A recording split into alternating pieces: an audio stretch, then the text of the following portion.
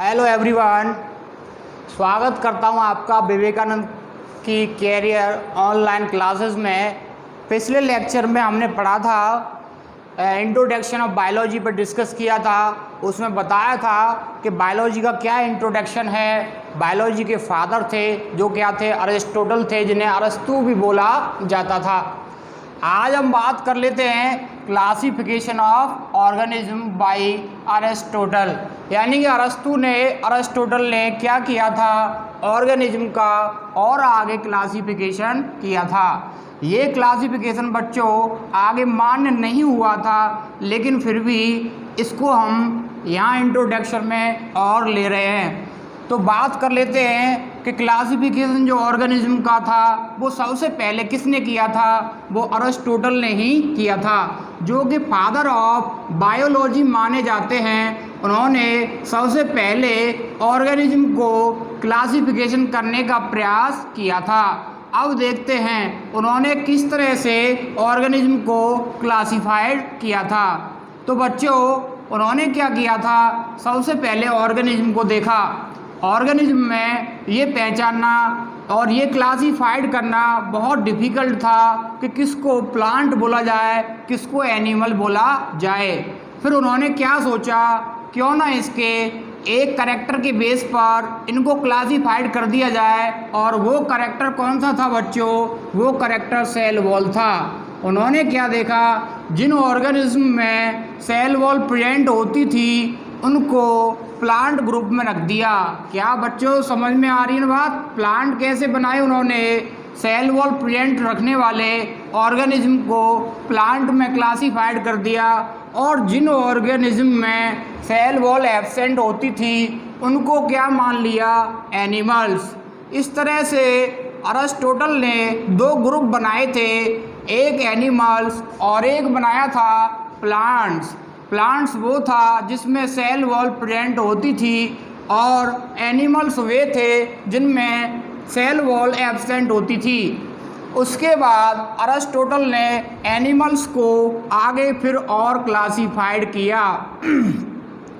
Animals को फिर उन्होंने क्लासिफाइड कैसे किया, क्या बेस था। तो उन्होंने सोचा क्यों ना इनको एक सिंपल कैरेक्टर के बेस पर क्लासिफाइड किया जाए। और वो सिंपल कैरेक्टर क्या था बच्चों, वो सिंपल कैरेक्टर था कलर ऑफ ब्लड।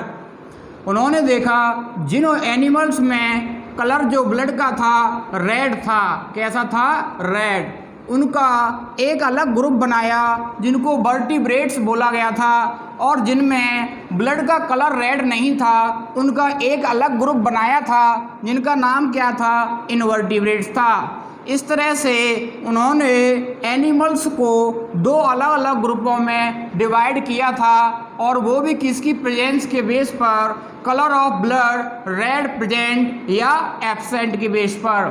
तो अब बात कर लेते हैं बच्चों किस पर, इनवर्टिब्रेट्स पर। वर्टिब्रेट्स पर उन्होंने आगे क्लासिफिकेशन किया था, इनवर्टिब्रेट्स पे भी किया था। तो ये जो क्लासिफिकेशन है बच्चों, ये किसके बेस पर किया गया था, ये जो क्लासिफिकेशन है वर्टिब्रेट्स का, उन्होंने एक और नए कैरेक्टर के बेस पर किया था। और वो कैरेक्टर क्या था बच्चों, जो वर्टिब्रेट्स बच्चे देते थे जिनमें डिलीवरी होती थी, तो उनको क्या माना गया, उनको विविपेरस माना गया, और उनको एक वर्ड दिया विविपेरस। और जो वर्टिब्रेट्स क्या करते थे, जिनमें डिलीवरी नहीं होती थी, जो एग प्रोवाइड करते थे यानी कि अंडे देते थे, उनको क्या माना गया था बच्चों, उनको ओविपेरस माना गया था। इस तरह से उन्होंने इनवर्टिब्रेट्स पर कोई आगे क्लासिफिकेशन नहीं किया, केवल क्लासिफिकेशन इनवर्टिब्रेट्स पर किया था। वर्टिब्रेट्स के उन्होंने दो ग्रुप बना लिए इस तरह से, एक विविपेरस बनाया, एक ओविपेरस बनाया। ओविपेरस वो वर्टिब्रेट्स थे जो क्या करते थे, जो डिलीवरी नहीं होती थी उनमें क्या करते थे, वो अंडे देते थे। और विविपेरस वो वर्टिब्रेट्स थे बच्चों जो डिलीवरी जिनमें होती थी, अंडे नहीं देते थे। इनके एग्जाम्पल पर बात कर लेते हैं बच्चों। इनके एग्जाम्पल कौन हैं, विविपेरस में मोस्टली मैमल्स आते हैं। मैमल्स मतलब जैसे डॉग हैं, कैट हैं, ह्यूमंस हैं, काव हैं, बफेलोज हैं। इसके अलावा सम फिशेज यानी कि कुछ ऐसी भी फिशेज हैं जो क्या करती थी, डिलीवरी के थ्रू बेबी को प्रोवाइड करती थी, बच्चे देती थी। जैसे व्हेल है इसका अच्छा एग्जाम्पल। ये कंपटीशन में क्वेश्चन पूछा जाता है कि ऐसी कौन सी फिशेज है जो क्या करती हैं, वो बेबी को प्रोवाइड करती हैं, बीवी पेरस मानी जाती हैं। तो आपको बताना होगा कि वो एग्जाम्पल क्या है, व्हेल है जो कि फिशेज मानी जाती हैं।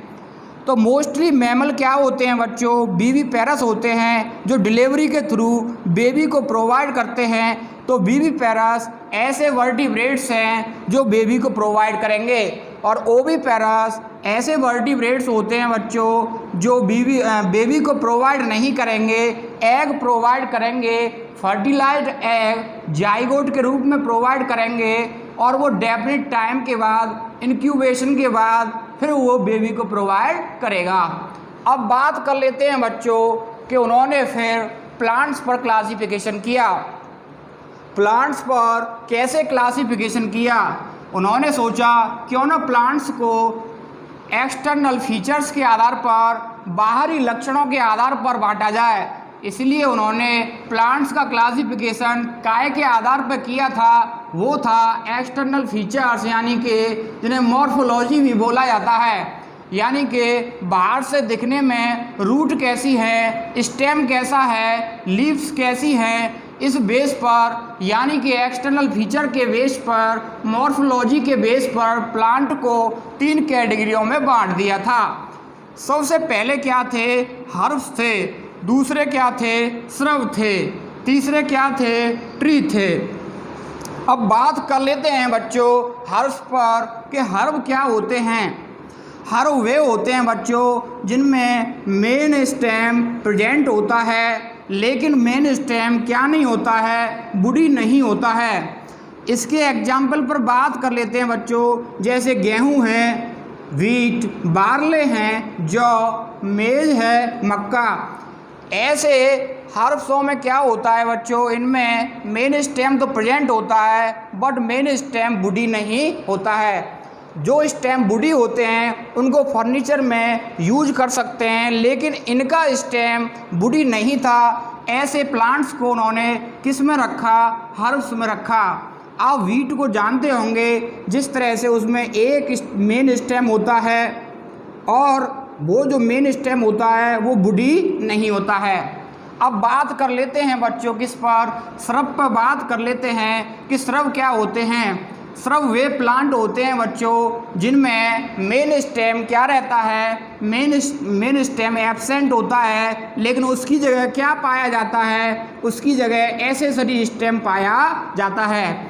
एक डायग्राम के माध्यम से हम इन श्रब को रिप्रेजेंट कर सकते हैं। मान लीजिए ये सॉइल सरफेस है और ये नीचे उस श्रब की रूट हैं। तो यहाँ पर जो सूट उग रहा है ऊपर की तरफ, वो इस तरह से एक मेन स्टेम के रूप में दिखाई देता है। इससे तो हर्ब की पुष्टि होती है, लेकिन श्रब वे होते हैं जो कि सॉइल सरफेस से और भी स्टेम जो हैं ऊपर की साइड में जाते हैं और फिर ये एसेसरी स्टेम बोले जाते हैं। इन पर लीव्स आती हैं, फ्लावर्स भी आ सकते हैं, लेकिन ये एसेसरी स्टेम बोले जाएंगे। मेन स्टेम वो होता है जिसमें सॉइल सरफेस से केवल और केवल एक स्टेम ओरिजिनेट होता है। अगर सॉइल सरफेस से एक से ज़्यादा स्टेम अगर निकलते हैं तो उन्हें एसेसरी स्टेम बोला जाता है और ऐसे प्लांट श्रब बोले जाते हैं। जानकारी के लिए बता देते हैं बच्चों कि जो श्रब होते हैं उनके जो एसेसरी स्टेम होते हैं वो थोड़े से बुडी जरूर होते हैं, जिनका छोटे लेवल पर फर्नीचर बनाया जाता है। अब बात कर लेते हैं बच्चों किस पर, ट्री पर। ट्री क्या होते हैं बच्चों, ट्री वो प्लांट होते हैं जिनमें मेन स्टेम प्रेजेंट होता है, लेकिन जो मेन स्टेम होता है वो कैसा होता है, वो बुडी होता है, जिनका उपयोग हाई लेवल पर, बड़े स्तर पर फर्नीचर के रूप में केवाड़, खिड़की, दरवाजे ये सब बनाने में यूज किया जाता है। एग्जाम्पल पर बात कर लेते हैं, जैसे नीम है, आम यानी कि मैंगो हैं, बहुत सारे पेड़ हैं, ट्री हैं जो हम आसपास अपने देख रहे हैं, ये सब मेन स्टेम जिनमें बुडी होता है उनको ट्री बोला जाता है। तो इस तरह से बच्चों अरिस्टोटल ने ऑर्गेनिज्म को आगे क्लासीफाइड किया था, आगे क्लासिफिकेशन करने का प्रयास किया था, लेकिन ये जो क्लासिफिकेशन था ये मान्य नहीं था, क्योंकि इस क्लासिफिकेशन से सभी ऑर्गेनिज्म की एक सिंपल तरीके से एक सुविधापूर्वक स्टडी या अध्ययन नहीं किया जा सकता, इसलिए इस क्लासिफिकेशन को मान्य नहीं किया गया था। ये क्वेश्चन नीट और मेडिकल के एग्ज़ाम में पूछा जाता है कि ऑर्गेनिज्म का सबसे पहले क्लासिफिकेशन किस साइंटिस्ट ने किया था। तो आपको क्या बताना है बच्चों कि सबसे पहले ऑर्गेनिज्म का क्लासिफिकेशन करने का प्रयास अरिस्टोटल यानी कि अरस्तु ने किया था, जिन्हें फादर ऑफ बायोलॉजी बोला जाता है। और उन्होंने इस तरह से दो ग्रुप बनाए थे, सेल वॉल की प्रेजेंट और सेल वॉल की एब्सेंट के आधार पर एनिमल्स और प्लांट्स। एनिमल्स को फिर उन्होंने ब्लड के कलर के आधार पर इनवर्टिब्रेट्स और वर्टिब्रेट्स में बांट दिया था।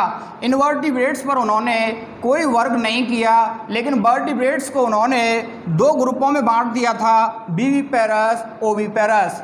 विविपेरस वे थे जो क्या करते थे, डिलीवरी के बाद बेबी को प्रोवाइड करते थे, लेकिन इनमें डिलीवरी नहीं होती थी, ये केवल अंडे देते थे।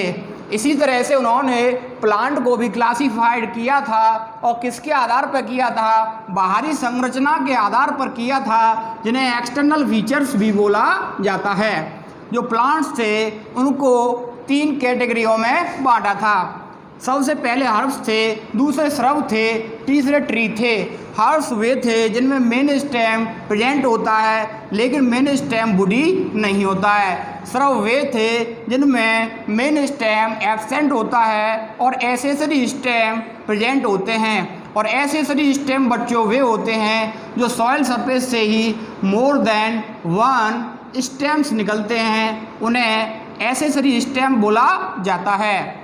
ट्री वे थे बच्चों प्लांट जिनमें मेन स्टेम प्रेजेंट होता था, लेकिन मेन स्टेम कैसा होता था, वो फुली बुडी होता था। इस तरह से उन्होंने प्लांट का यहाँ पर क्लासिफिकेशन किया, लेकिन ये क्लासिफिकेशन आगे माना नहीं गया, क्योंकि इस क्लासिफिकेशन से सभी ऑर्गेनिज्म की ईजिली स्टडी नहीं की जा सकती थी। इसलिए मैं बच्चों आपको समझा रहा हूँ, ये क्लासिफिकेशन सिर्फ और सिर्फ अरिस्टोटल साइंटिस्ट का है। आगे और भी साइंटिस्ट आएंगे और हम अगले लेक्चर में बताएंगे किस तरह से उन्होंने ऑर्गेनिज्म का आगे क्लासिफिकेशन किया। ओके बच्चों, आप इन्हें नोट कीजिए और इनको अच्छे से लर्न कीजिए। इनमें से भी नीट के एग्ज़ाम में या मेडिकल के एग्ज़ाम में कोई न कोई ट्रू फॉल्स के रूप में, कोई न कोई ऑब्जेक्टिव के रूप में क्वेश्चन आता है, और आप उनको यहाँ पर हैंडल कर सकते हैं इस लेक्चर के माध्यम से। आशा करता हूँ कि आपको ये लेक्चर अच्छा लगा होगा। ओके, धन्यवाद।